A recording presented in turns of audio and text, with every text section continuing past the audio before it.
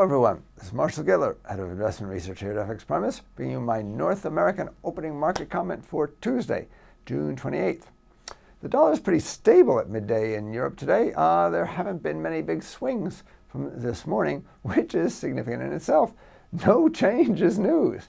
In particular, cable, sterling against the dollar, was virtually unchanged from this morning's opening levels, which is pretty good. At the same time, the dollar's biggest gains, which weren't very big, were against the yen and the Swiss franc.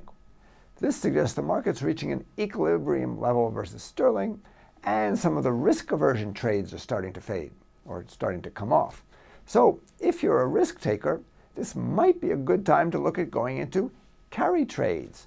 That is, buying some of the higher interest rate currencies, maybe within the emerging market universe, and selling some lower rate currencies. For example, you might look at buying the Mexican peso or South African rand against the yen or Swiss franc. That would be a classic risk-on trade. As for this afternoon, the first thing to watch for is the third revision of the U.S. first quarter GDP. It was initially reported as plus 0.5%, then revised up to 0.8%, and now it's expected to be revised up further to 1.0%. But with the second quarter now drawing to a close, the first quarter is of more academic interest. Market attention is shifted to forecasts for the second quarter. The Atlanta Fed's GDP Now model forecasts 2.6% growth for the second quarter, while the New York Fed's nowcasting report says 2.1%. The U.S. Conference Board's Consumer Confidence Index for June is forecast to rise, even though the U of Michigan's Consumer Confidence Index for the same month fell. Following the collapse in hiring in the May non-farm payroll report, the market will also be keen to see how the jobs plentiful and jobs hard to get components of the Conference Board Index perform. This graph here shows the difference between the jobs plentiful index and the jobs hard to get index as the blue line. That index was slightly weaker in May, but nothing like the huge downturn in hiring reflected in the payroll figure.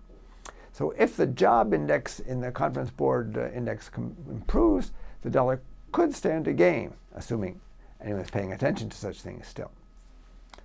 Now, as I mentioned this morning, market participants will want to hear during the afternoon what Swiss National Bank Vice President Fritz Zurberg has to say about Brexit and FX market intervention. Then attention will turn to the U.S., where Fed Governor Jerome Powell will speak on recent economic developments. He previously expressed concern over the possible impact of the Brexit vote on U.S. financial conditions. So it'll be interesting to hear what he has to say now that his fears have come true. His comments could lead investors to downgrade any further chances of Fed tightening, which might lead to a softer dollar.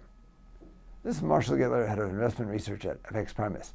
Get more market insights on our education pages and turn your trading ideas into action with FXPRIMUS, the safest place to trade.